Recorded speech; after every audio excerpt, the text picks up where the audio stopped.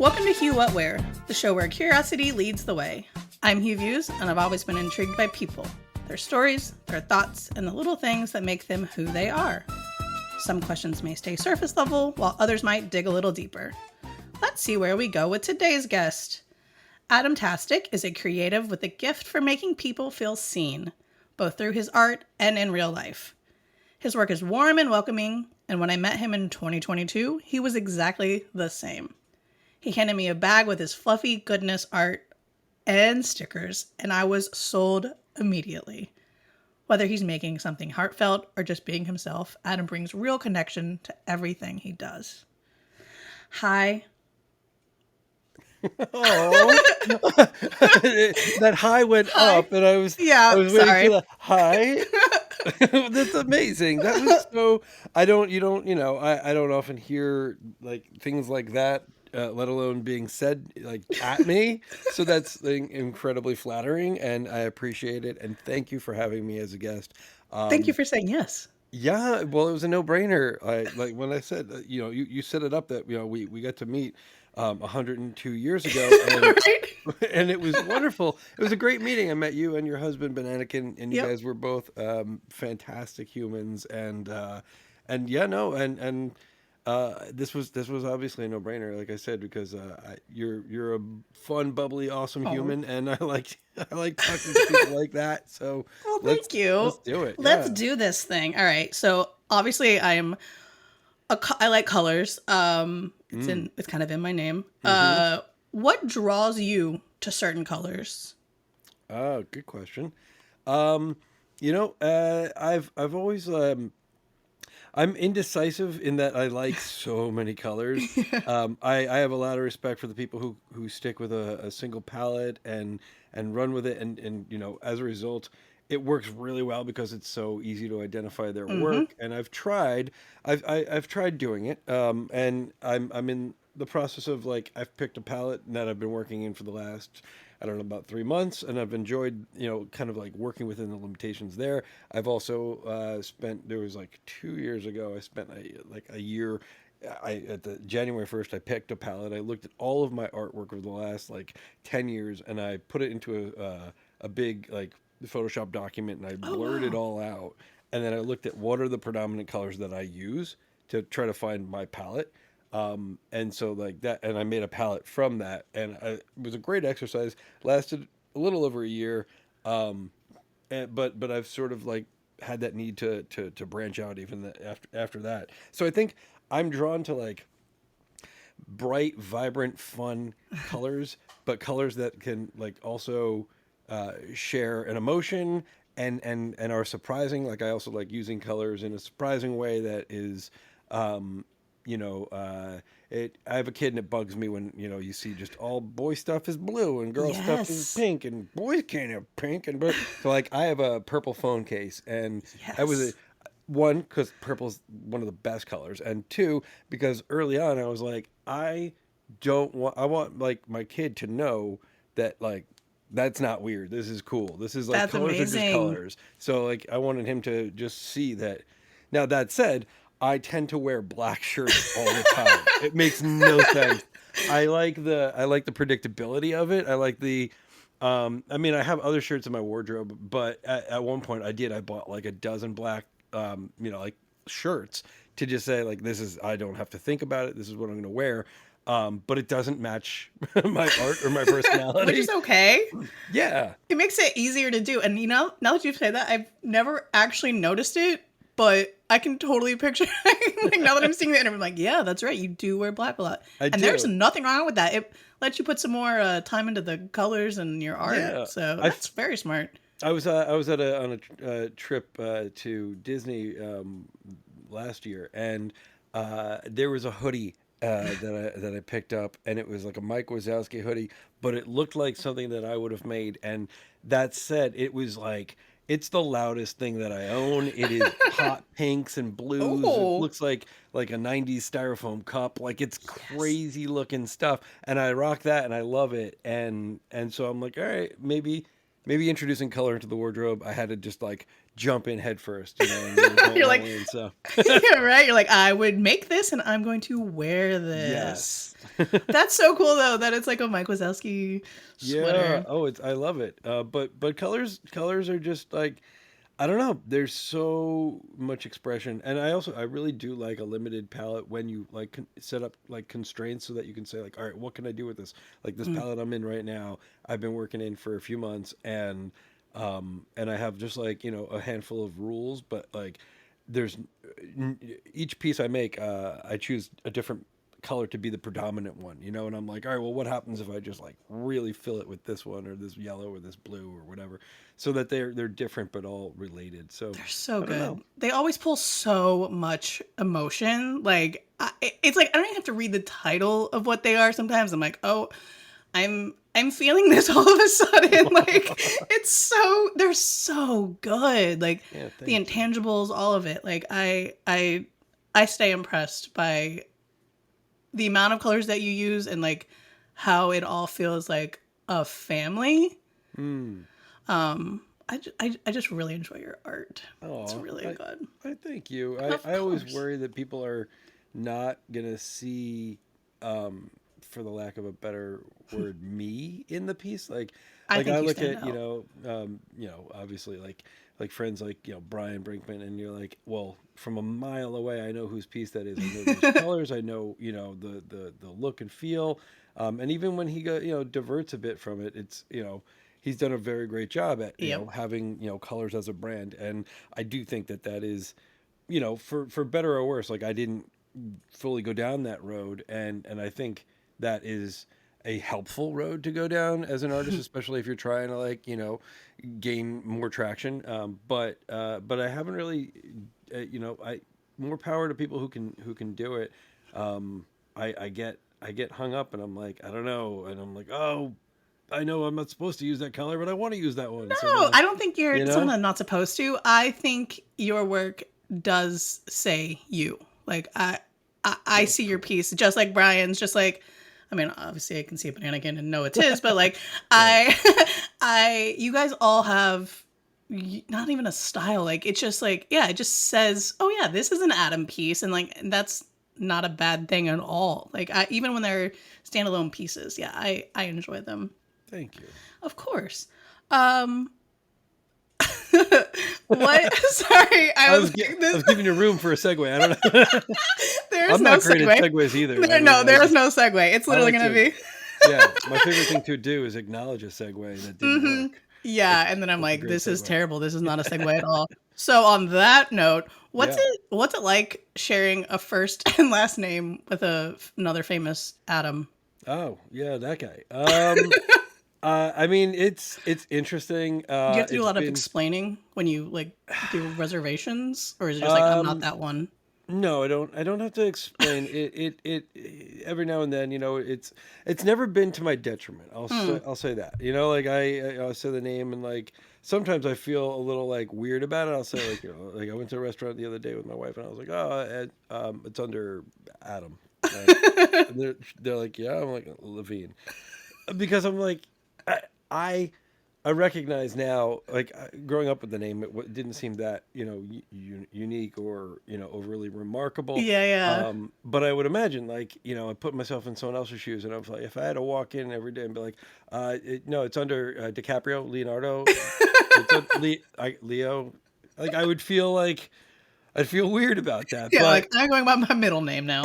yeah, but it's been an interesting experience. It's been I mean, I got stories. I like it's been, how long has this been? 20 years now that Yeah, I mean, Maroon he's, 5 was around when I was in high school, I want to say. Yeah, so it's been at least sure. 20 years. So all right, of the things, like I am grateful that even though he might have done some things, outside of his marriage, that he's never killed anybody, right? Like he's That is not, true. like I get when every single day that I'm in the world, that I do any kind of like transaction, like with a pay with a card or whatever. Every single interaction is um someone looking at the card and saying, Yeah. like they look at me funny, they turn their head and they're like, oh, some, and a lot of them will say something like, oh, look at I'm Wayne, and Like, whose card and is this, sir?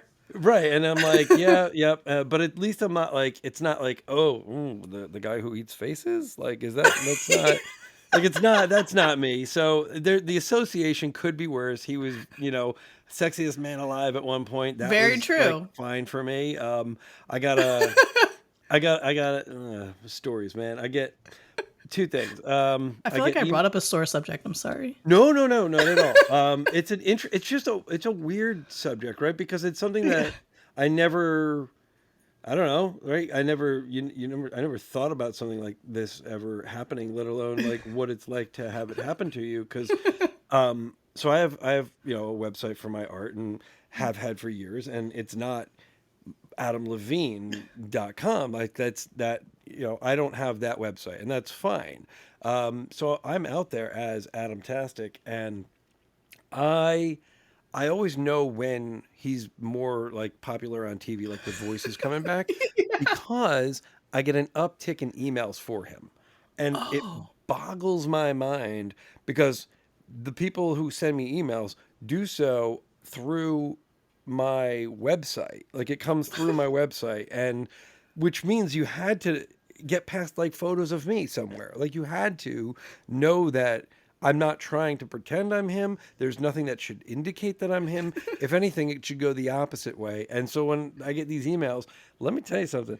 Um, I'm not being a celebrity, but seeing just a fraction of what it's like on the other side of that. Like more power to the people who have to put up with this. Like the emails, some of them are endearing, but so many of them are sad. They're really desperate. They're asking, Oh. come to my XYZ, can you sing for this? Can you, my cousin that? And sometimes it's kids with like questions about like book report stuff. And Oh I yeah. feel, I feel so bad because like when this started, I started getting emails from him when the band really like took off, like 20 some years ago.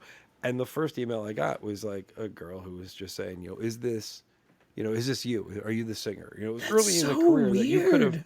maybe made the mistake, right? Yeah. And I wrote back and I just said, oh, sorry, no, sorry for, any confusion. That's not who I am. I'm not him. And that was it. I short and sweet.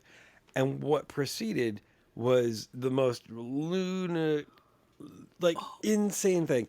So I got emails. The first one came back and it was just like, oh, I don't believe you. Nah, nah, you're him. You're definitely him. And I didn't respond to that email.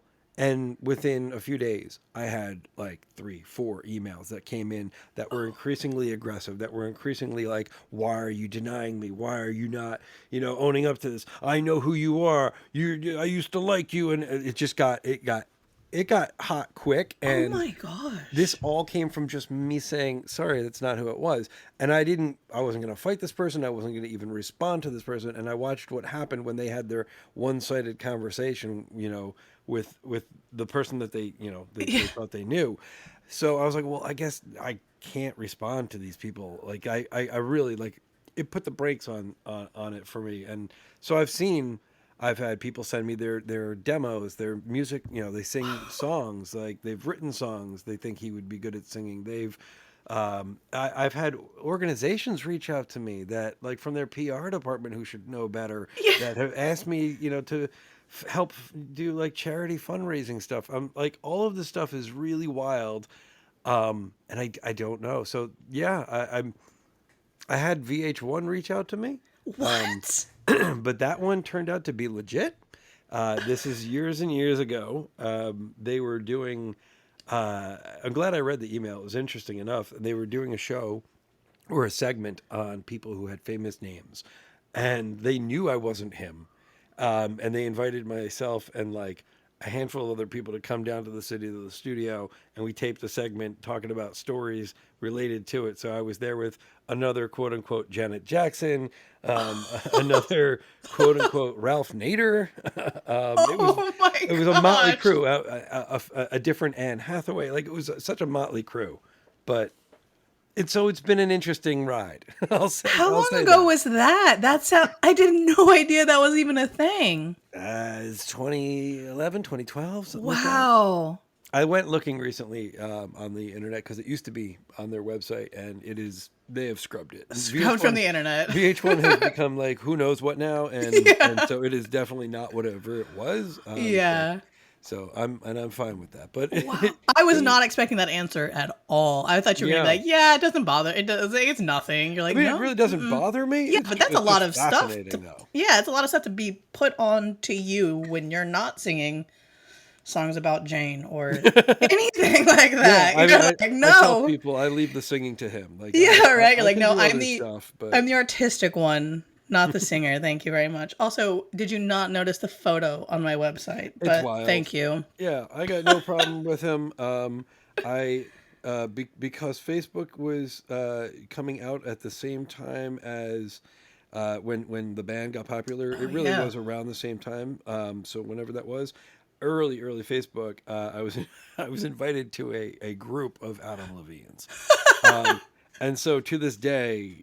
I am still in a group that occasionally people like, when he makes the news or when just people just checking in, how's it going? A bunch of Adam Levines in That one is group. amazing. It You is. should It's make a coffee table book of all those emails.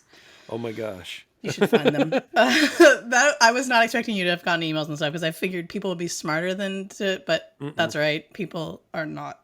Okay. Anyways, I'm segueing People are terribly fine. again. Is there a place that you visited that has just left a mark on you where you're like, yeah, like I've whether it's inspiration or just like something that happened? Hmm. Oh boy. That's a good question. I mean, a place that has like inspired me or left a mark. Um, let's see. I've traveled a handful of places. Bali was incredible. Ooh. The I spent some time in Bali, um, and that it was very relaxing. It was very um, just such a different culture from from what I was used to. I enjoyed it. And I mean, as far as like places that left an impact, it left an impact, but I don't know that it um, changed me in terms of like my art Yeah, yeah. or anything related to Hmm. that. But it's sort of like I don't know where where I've been is I don't know. I mean, I guess I'm trying to think about like if there's anything that really like left a very big impact on me in terms of like what when you're talking about impacts, right? Like what version of that are I you looking at? You know? I like okay, so I guess it's like taking a piece with you, right? Like they say when you go Mm. to San Francisco, like you leave a piece of your heart, or whatever the saying is. Hmm. Um Italy. You know what? I went to oh, Italy, and Italy left. Um, when I came back from Italy, it was sort of like a real appreciation for good quality food, okay. and good ingredients, and what we don't have here, like how hard it is here to really like find things like after eating there for however many days we were there traveling all over. We came back and everything I ate just tasted horrible.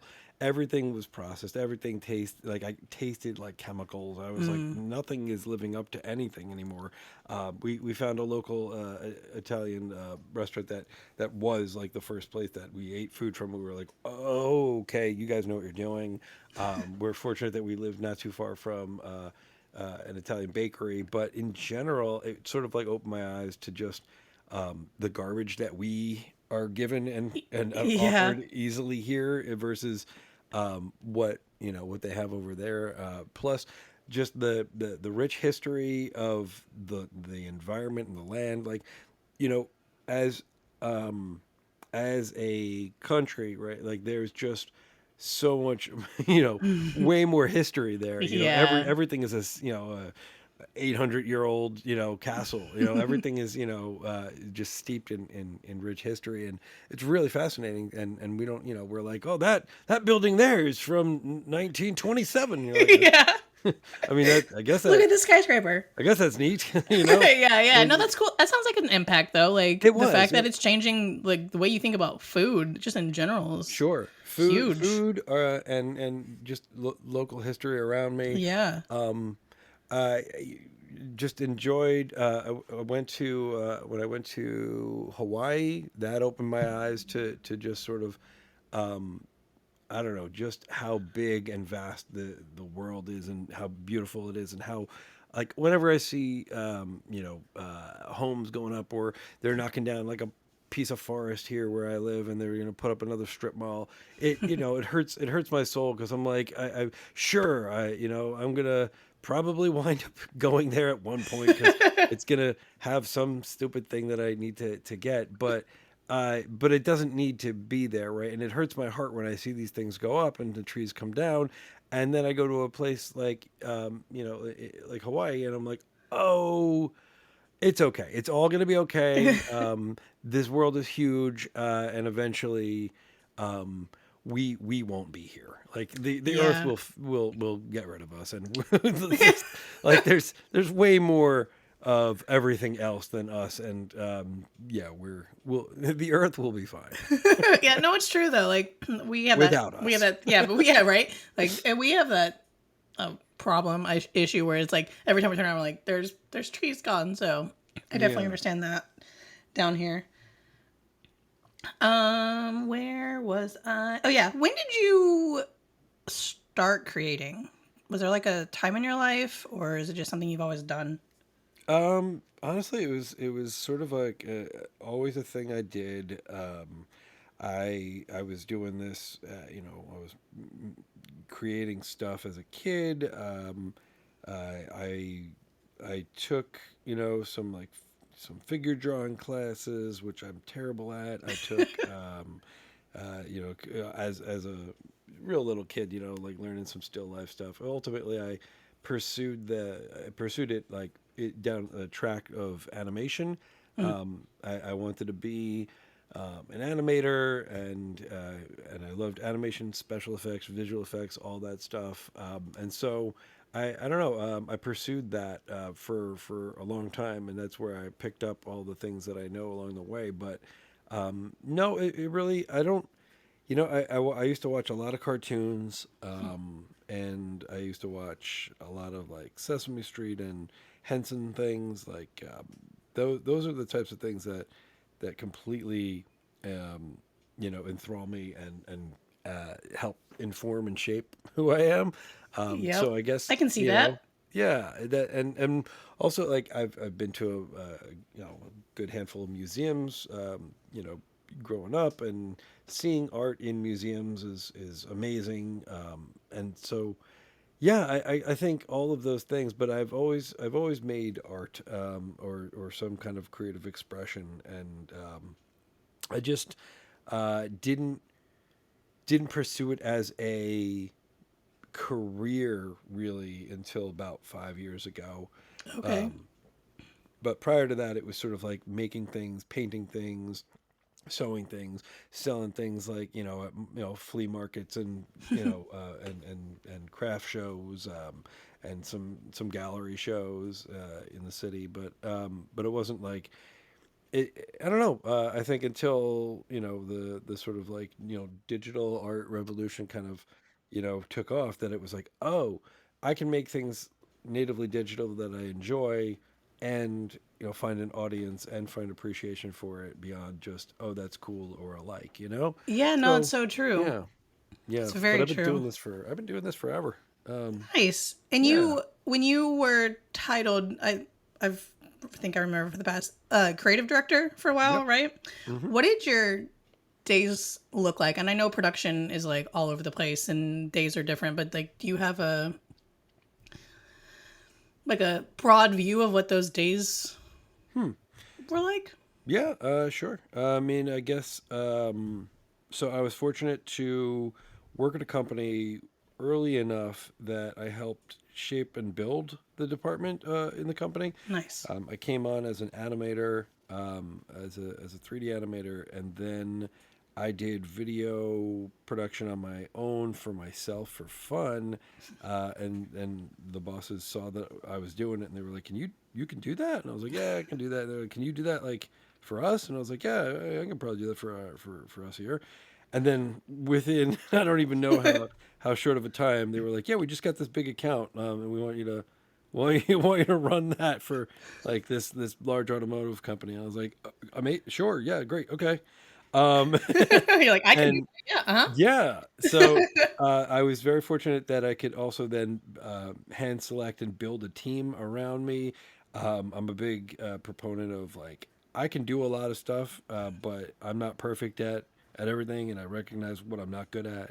So I hire people who are good at those things and better than me at them, so that I can say, "Here's what I want," and then they can go and be awesome and do their thing and make it awesome and like add to it. So And that's a great way to be because like your support team is definitely needed. So like that's a yeah, great way to know that you need that. Like that's a I some people are like, no, I'll just figure it out. You're like, I but you mean, could get help. yeah. When we don't have the resources, I'll figure it out. But if I'm Yeah. able to, have really solid people around me, I'm going to take that option every time. And like, so like a day to day on that was sort of, I don't know. We would, come in.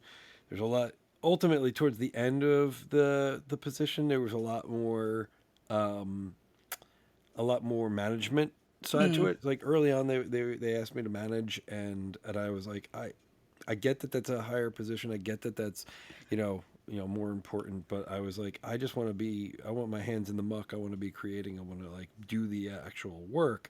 So it took me a while to kind of like get past that, and ultimately, I was directing things, and that was really great. So like I would, a day would be like, okay, you come in, you're making sure the projects are going well, and you check in. We would have like, dailies, and if we're working on different Oh yeah. scenes and stuff, and we'd say, all right, well, let's do reviews.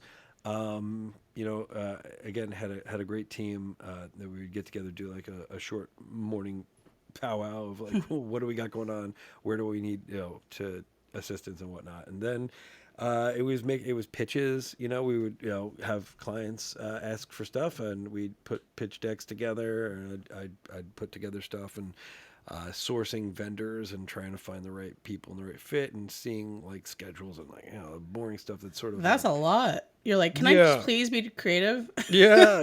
And then at the end of that, I'd feel like I'd spend most of my day doing that, and then at the end of the day, I'd get to start my job. That's always how it felt, Yeah. because then it was like, okay, now put on the creative hat and create this thing, or do some storyboards, or rough out some ideas, or do the pitches it was a lot of writing, so it was like writing concepts and writing ideas, and this is pre AI, so I was gonna say you didn't have Chat GPT we back didn't have then. GPT, so we had to actually think of these things with our Yeah. brains. Um, and so you're just coming up with concepts and pitches, and then I'd pitch that to my bosses, and then of those pitches we would bring it into these large meetings with executive teams for whatever brands that we were pitching to, and we'd go in the room and pitch to them. And I mean that was one of the fun things that I really enjoyed, was that I would always tell people, like, look, if you it's not a guarantee, but if you want this job, like, just get me in the room with them. Like, just let me in there. I will talk to them, and like, trust me. At the end of this, I will hear what they have to say. I will not just tell them like what they want, but I'll like find ways of giving them what they need versus what they just want. Like, I feel like that was one of my superpowers, is they'd be like, "Oh, we really want this, this new product, and it has to be shown a certain way," and then they'll have like 30 different requirements, and I'm like, "Okay." After talking to you for 10 minutes, it sounds like your biggest ask is X. And they'd be like, "Well, yeah, it's the most important." I'm like, "That's the one that's going to get traffic from A to B. So like, let's focus on that more, and instead of like 100 different things. So sort of like listening to people and talking to people and figuring out what they really want and what they're trying to do, and then creative problem solving was a lot of fun. I'd have ideas, and then I'd also be able to lean on people in the team and say, like, what do you think of this? Like, how's this? How could we actually pull this off? Then from there, if it was we did all sorts of stuff. So I was in charge of the video and animation department, so it was all lumped together. So Okay. sometimes we would have full animation projects where, with like characters. Other times it was like motion graphics projects that we would do, like, intros to things, or, like studio IDs or things like that. And then other times it was full production with the, actors and vehicles and camera cars and stuff Mm. like that. And we would have to, plan. Those was some of the fun stuff, like the most fun stuff. Actually Getting getting out out there and there. like, Yeah. yeah. And then you go in the, the shoot, and you're there for like, 18, 20 hours. And, it's like 2 in the morning, and, someone's bringing you a blanket because it's too cold outside, and they got you a cup of coffee, and you're looking at a shot and in the rain, and, you just make it work. Like, it's fun. Yeah. No, that's like the best side of production, I feel like, is actually getting out there and like, oh wow, this is what all this work is coming to. Like, we're actually making this happen. Yes. And I just want to say I love the fact that you were like, just put me in the room. Like, just get me in there. I can talk to them. I can listen. That Mm. is such a strong quality. Cause like don't put me in Yeah. the room and let me do the pitch. Cause like I'm just gonna nope, Oh, I don't want to do that. I will definitely help support, but sure. don't put me in the Sure. room.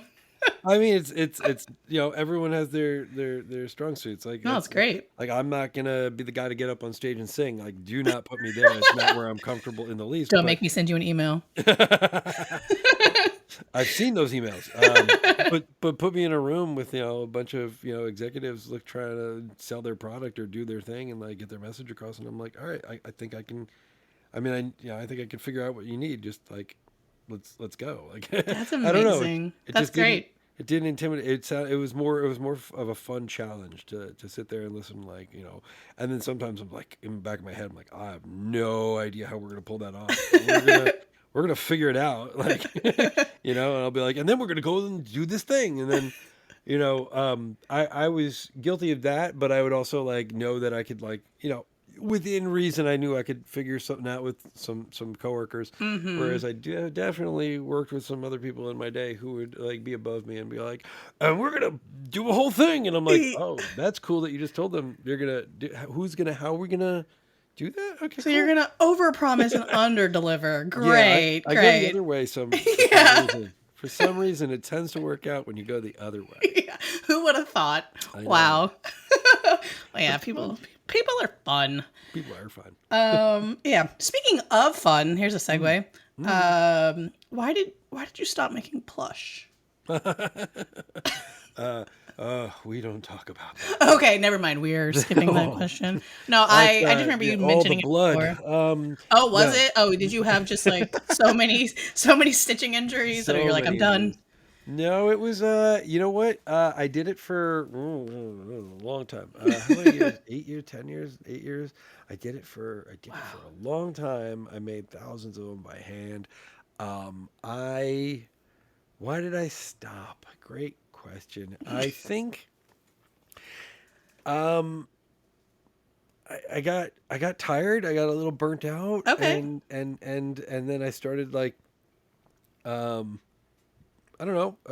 I was at one point, I had a kid, and it's not like I had a kid, so I stopped doing that. But it's like that side of me. It's a very long process, and because I never outsourced, like, Yeah, you were making them the all by the hand, I right? made them all by hand. I didn't, I had I had options at one point to go overseas, and I'm sure that would have been a lot easier and probably even more lucrative. But it was like I really I wanted them to all be handmade, and Mm-hmm. and I had like specific rules around that. Like, if I made one, you were the only one who got that one, and that really um, was both beautiful and unique, but also limiting, and in terms of like scalability.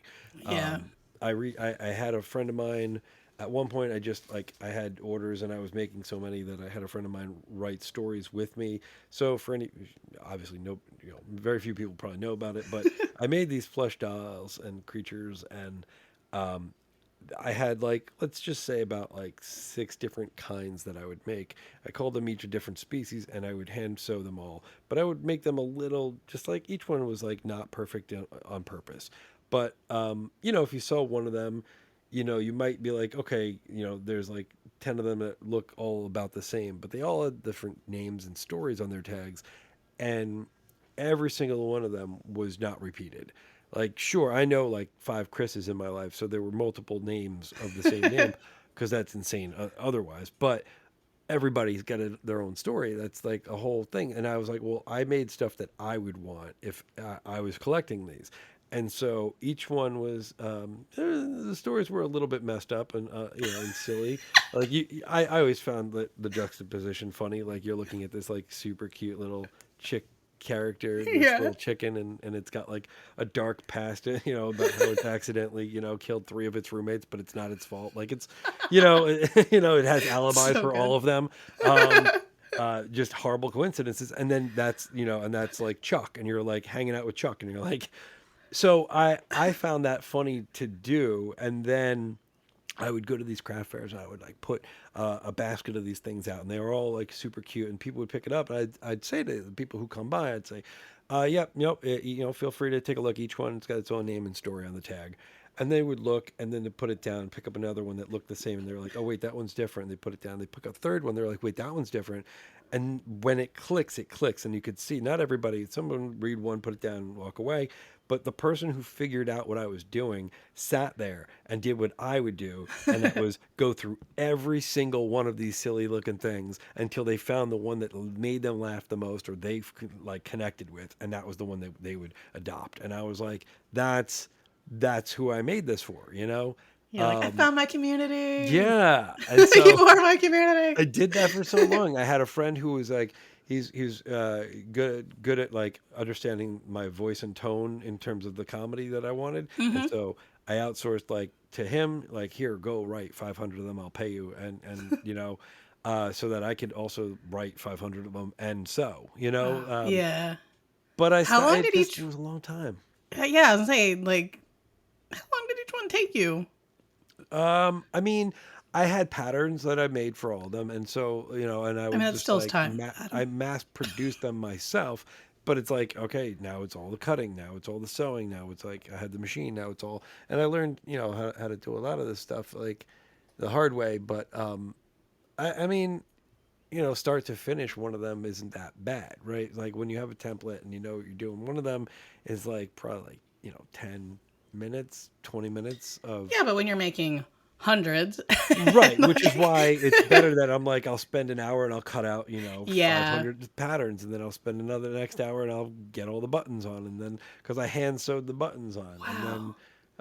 and then I did the stitches. I don't know, but that was part of it, right? It was like it took time, and I don't know that I ever fully paid myself for my time, and it wasn't like as fun as it was. It just wasn't super sustainable. And then life happened in ways that I had to divert attention in other ways. And I don't know. I'm The not saying chapter I'm ended. done, but it's like it's on that sort of like back burner. And then when I found what do you call it? When I found NFTs and digital art and stuff, I was like, oh, I saw people making collectibles, and I was like, well, I've been making collectibles for like 15 years now. I could Yes. totally just do this and paint them. And then I did that. So I turned all the things that I was doing into, I just hand painted each one of them, and made them all a little bit quirky, just like I was before. And I wrote new stories for all of them, and I put them up as NFTs. And I was fortunate that I was early into that, so I was able to also meet a whole bunch of really cool artists and do a whole bunch of really awesome collaborations. So each one Nice. had a collaboration element, and each one had a piece for charity where I would raise money for charity. So, which is something I did before when it was sort of like just making the stuffed animals and selling them. I sold Okay. them for charity. So I was like, ooh, I could scale this up. And like, never before did I have an opportunity to raise so much money for charity Wow. than during like the boom of NFTs. I was like, oh, so like I can do okay, and we can like help other people. I feel like that thought didn't cross enough people's minds, but I saw the opportunity, and so yeah, raising money for charity, doing those things was really cool too. So yeah, it's sort of like it evolved into that, and then I let that chapter also kind of like close, and like they're still available in secondary here and there. There's like most of them are diamond handed. I've got like one or two for secondary, which is cool to see, but it's one of those things where like if you want in digital art, if you want your, floor to move, you want, turnover to happen. Yeah. Yeah. And if people don't, it's both a really cool sign of conviction, but also a sign that you're not going to be able to sell the thing. Yeah, you're like, are you sure you don't? Are you sure you don't want to sell There's no that? other Are you demand. sure? Everyone is just like, who's got one has got one, and they're good. So, Well, nobody's gonna pry my bag from my hands. I can tell you there that. you go. I love those Absolutely bags. not. I have. Oh wait. First of all, the collections, the fluffy goodness Yeah. collection. Okay, I was like, make sure there wasn't another one. Nope. Yeah, I have that sticker on my water bottle. Nice. I love it. I used to take it to work, and kids would always be like, "What's on your water bottle?" I'm like, oh, this. Let me tell you about this. Yeah, I also, you said that not everybody like thinks about charity. Adam, that's what makes you special. Like, you are thinking of others while you're making work for yourself. So like the charity aspect of it is speaks volumes for you as a human, I believe. So I yeah. appreciate that. Yeah, no, I just And if more people I like, mean that. there are some people who just maybe didn't think about it, right? No, Like, it's true. so if there's any chance to like spark somebody's ideas and be like, oh yeah, I could do that. Just make sure that you put aside money for your taxes, Yeah. and then because outside of that, and it always bothered me when there's like companies. I tell you, a big pet peeve is when there's like a company that sells whatever it is for tons of money their product, and then they're like, we're doing this charity where we'll match up to $100,000, and I'm like, that's like your pencil budget. Like Yeah. you guys are $1 billion corporation. And you're gonna match $100,000 again. Nothing isn't nothing. That's good, but it would always bug me, or where they're like, or if the end goal and they were like 25% is going to charity, and I'm like, why? Only 25. You can pay your taxes and the rest can go to charity. Like, I get tax implications, I do, but if it's not 100% or near 100%, then it bothers me every time, because I'm like, can we just do stuff sometimes like for others without the kickback? Again, I don't know. I don't know. I did see Coldie the other day posted about his cat piece and how he donated that. And Rest in I peace. guess Yeah. I remember seeing that, but I don't remember being a charity. So I was like, oh yeah, that's actually that's really cool that you guys are like thinking about that. Yeah. Because look, I didn't think like that. That's Not that okay. not that I made. But Let now me be you clear. can. I haven't made a bunch of profit, but I'm just saying, like, now it's a good way to be like, okay, when like collections come up, like that's a great way to look at it. Yeah. So And you know that's what? very cool. And I didn't do poorly, but I also I'm not like sitting on top of like a Scrooge McDuck palace. Like, it's Sure. yeah. I'll tell you, no, not quite. But the fun part about the charity thing is that like you don't have to be making $1 million. Like, so one of the Yeah. charities that I partnered with was Charity Water, and they're fantastic. If anybody doesn't know, all of the proceeds go to helping underserved communities in different countries that don't have fresh water, and they Okay. come in and they build wells and they help people like get sustainable fresh water. And it's they'll tell you like very little X amount of your money, and it's like it goes so far. It's insane. And once people can have fresh water, they don't have to, like mostly it's women who have to walk for the water for like, most of the day they spend walking to get water for, for the rest of the family. And therefore they can't go to school, and they can't get a job, and they can't, advance themselves because they're walking to get water and to survive. Wow. So like as soon as you put a well in, now you have people who have time. And when you have time, you can have education. When you have education, you can have a life, you can build, so it's all the things that can stem from something like that. And they're like, yeah, like, $200. And you're like, oh, how did that do? Okay. Like, 'cause here I can get like, 2 gallons of water. Yeah, right. Because we are very broken. But Like you're building a well for this? yeah, What? Hang but on. over there, they're like, yeah, you've just, helped like a family of 5 for, 6 months. And you're like, okay, well, this is, So I Yeah. encourage people to, and look into charities that, I looked into that one in particular, and my wife and I donate, I believe monthly, to them. Nice. But yeah, That's amazing. and it's like so little goes a long way. Just find a thing, like I said, I wasn't, making a bajillion dollars, but I would just pick a piece and say, all right, 100% of the profit is going to go to the charity. Hmm. And for my naive self in the very beginning, I forgot about taxes, and it was okay. So it didn't. The I sent 100% of the proceeds, but I also just like ate the cost of the taxes. Yeah. But it wasn't like crazy amount. But later I realized, like, okay, so like in reality, when I get money, I'm going to have to pay something for taxes. But everything else, I'm not going to take a profit on. You're like, wait a second, I'm not going to pay in on that. Well, it's just one of those things that's like, it's such a bummer because I want to say, like, hey, this was for charity, so therefore I don't have to pay the tax on it, right? And they're like, that's not how that works, sir. Yeah. But They're you like, can funny still you be say that. you can still be generous, and you can still give as much as you possibly can, especially when it's like that was the point of that sale. You know what I mean? Like Hmm. that was, it wasn't like, oh, I'm gonna donate something, and you don't have to do it publicly. It is what it is.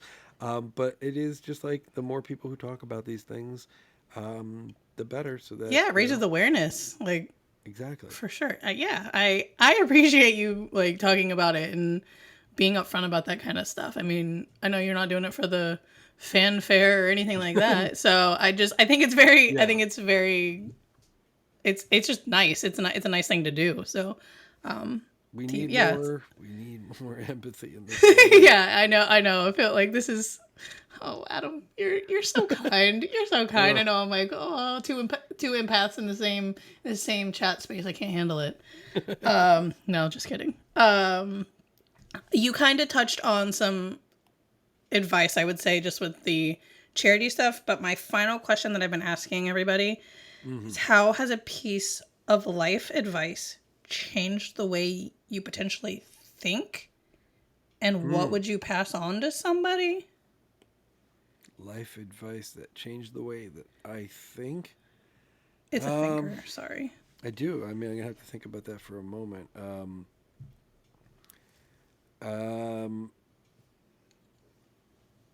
I'm sure there's more than one, Yeah, of course. But there's gotta. It just. but it's all related to. So, like, um, you know, all right. So there, I don't know if I want to. I don't know how to say this. So I'm just gonna start saying things and see if this adds I up. love it. Uh, Recently, I've been engaged in a discussion with somebody about a topic that is very sensitive. That I think that I am on the right side of history for, Okay. and it relates to human rights, and I don't. Um, and I couldn't see how the person I was talking to on the other side didn't understand like the humanity, the position I was taking, and I think ultimately we're still in discussions, and I think they are seeing that now. But I started to think of in the broader sense, not so much like why um, are people not seeing what I'm seeing, and I asked myself, why do I see what I see? Why am I seemingly more empathetic? Why am I finding it hard to dismiss life and not see humanity? Like what is it that, like, how come I'm feeling this way? And if I could figure that out, then maybe I could help someone else see it that way. And what I kind of came to was that when I was growing up, I was picked on, bullied Hmm. all the time, and but I had a couple of friends early on when I was very young that I thought that I looked up to that I thought were pretty cool that would hang out. And if we were hanging out and somebody else was mean to me, um, they stood up for me. And, they could have easily just done nothing, or they could have been, mean to me. Mm-hmm. Um, but they chose to stand up for me and like have my back. And I think even though it wasn't explicitly said, like, you've heard, be good to people, do unto others, like you hear things, but to be in the moments and have that be a lived experience of seeing what it's like to stand up for someone and to be that sort of helpful force for someone else instead of just hearing that but living through it. I think there's a chance, and I don't know how, I didn't go too much deeper, but I think there's a chance that moments like that shaped me in ways that it's like that's how I'm supposed to act. Like if you see something wrong, or if you see an injustice, you should call it out. You should help the person if you can, or at least bring attention to it, and sooner find like empathy for a fellow human on a human level, regardless of what other like whatever that person believes or doesn't believe, or how they look or how they act or anything. It's sort of like just seeing past all of that and only seeing a person. And so yeah, I think those experiences that I had subconsciously led me to be in a position of just finding empathy for people. So it's less about, I guess, in this regard, because I'm sure there's been advice, um, you know, like I've I've definitely had other advice that has stuck with me, but this is one of the things that's been on my mind lately. No, that's huge. Like Yeah, the fact that you could take, I mean, I'm assuming, I like to assume most everybody got bullied, but I know that's not the case. Um, I, it's nice to be able to kind of flip it on its head, right? And be hmm like, okay, yeah, people were mean to me, but these couple of people were actually nice. And like the fact that that's standing out to you is actually made an impact on me just hearing that. Cause I mean, there's times where I'm still like, God, those guys that were just rude jerks in middle school, like, what the hell, you know? But like, just knowing that, like, I did have those friends that were standing beside me. Like, hmm I've never thought about it like that. yeah, and So thank you for that. yeah, okay, Wow. Yeah. I just I don't want you to realize that that is actually advice. Like, okay, it kind of flipped my train of thought. Like, oh, okay. Yeah, yeah, yeah. I actually do still talk to one of these people, like, to this oh, day, you know? So, like, that's amazing, yeah. So, wow. All right. This was a moment for me. I'm glad awesome. we were both here for that. I also think of like the other part that's like hard to think about, which is when someone is being mean or a jerk to someone else, or way worse and Hmm. horrible to someone. They're it's not an excuse, but they're acting out of fear. They're acting out of something has it always comes down to fear, fear of losing position or power, or connection, but like Yeah. sadly Yep. these are the things that drive those types of actions. So it's like trying to also find empathy for the people that you disagree with, understanding that they you don't need to understand, you don't, it doesn't justify in a, like, you don't condone their actions, but you can just put yourself in other people's shoes. Yeah. That's the advice that what it comes down to, that I would impart, I guess, then to other people, right? Is put yourself in other people's shoes, other people's positions. And, it's easy to just say that, but sit with it. Actually do it. Think to yourself. Take time, breathe, and be like, what would it be like if I was them? How would I see this? What am I missing? What am I not seeing? And that's not easy to do, especially in the heat of the moment. So it's like Yeah. those are things that happen with quiet reflection later. But, you know, man, the world would be such a better place if people could could do even half of that. Yeah, just like take a second and realize like, oh yeah, that person might just be thinking about it differently.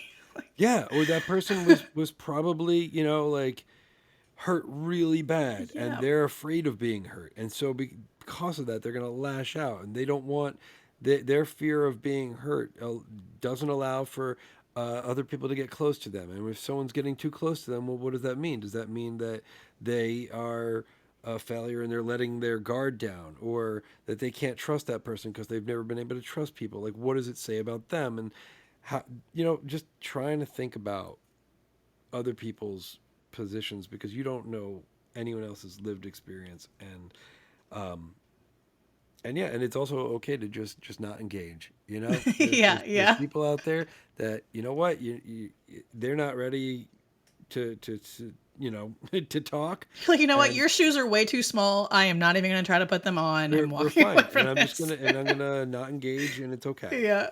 No, that's so good. Wow, I appreciate that advice. Thank you for that. Holy cow. All right, yeah, now you're going to give me some food for thought. Jeez. Nice. All right, that is my last question. So Amazing. I just want to say thank you for joining me and letting me pick your brain, because I feel like I did some deep diving in there.